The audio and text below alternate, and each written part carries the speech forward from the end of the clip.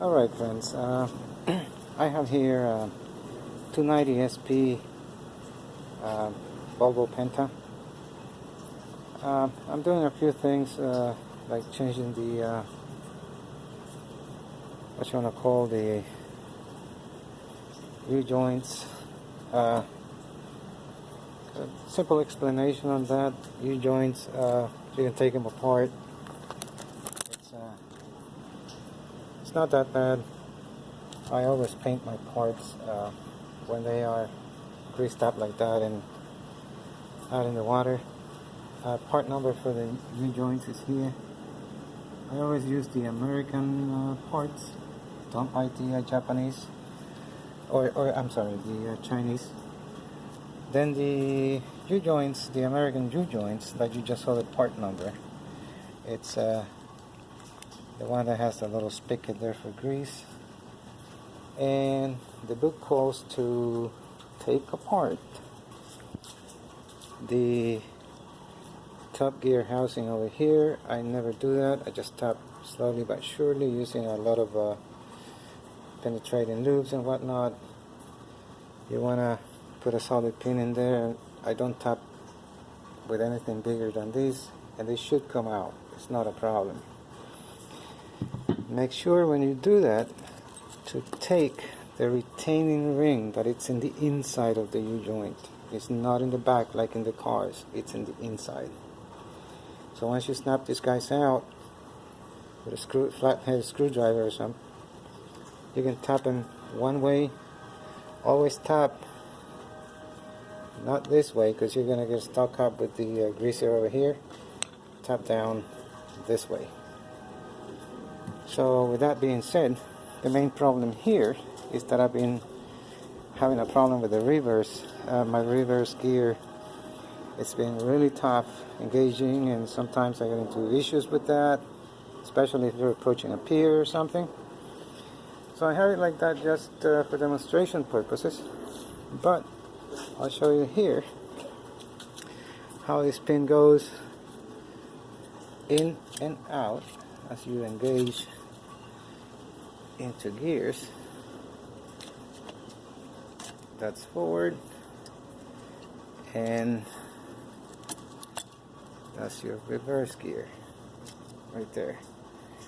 So this pin goes around and it pushes onto there, and it locks up your reverse mechanism on this side. I'm also doing the steering, rebuilding the steering over here. That's another thing. We're not going to talk about that now. I am going to talk about my findings in here. Again, I'm taking this off. I have it mounted like that just for demonstration purposes. Pull the pin out, and this is your reverse issue here. This is what you want to target. Usually, if it engages, you're fine over here. Unless you're leaking, that's another story. But this pin needs to ride free. This pin right here. Every once in a while, you're going to run into a pin not being straight. This one happened to be very straight. I checked the whole thing throughout. It was perfectly straight. And I was wondering why in the heck the pin is getting stuck in there. So what I did is I took everything apart and I went into that hole right there. And I don't know if you can see it. I already kind of worked on it, and it's very free now.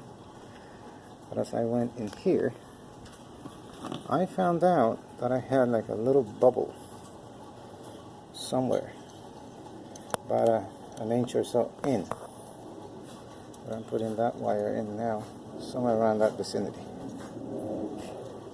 So I took a drill bit that's slightly smaller than the opening itself, and I grind it down a little bit, just enough to go over the bulk, and I tapped on it slowly until I got past that. And once I did that, I keep expanding it to the next one, my pin goes freely in and out. And that, my friends, is your reverse issue. Check this part and check that opening. Remove all the grease and everything. Check these two parts. Mind this first. If this is free, up and down, get down here and do that. Your reverse issue is solved. Thank you.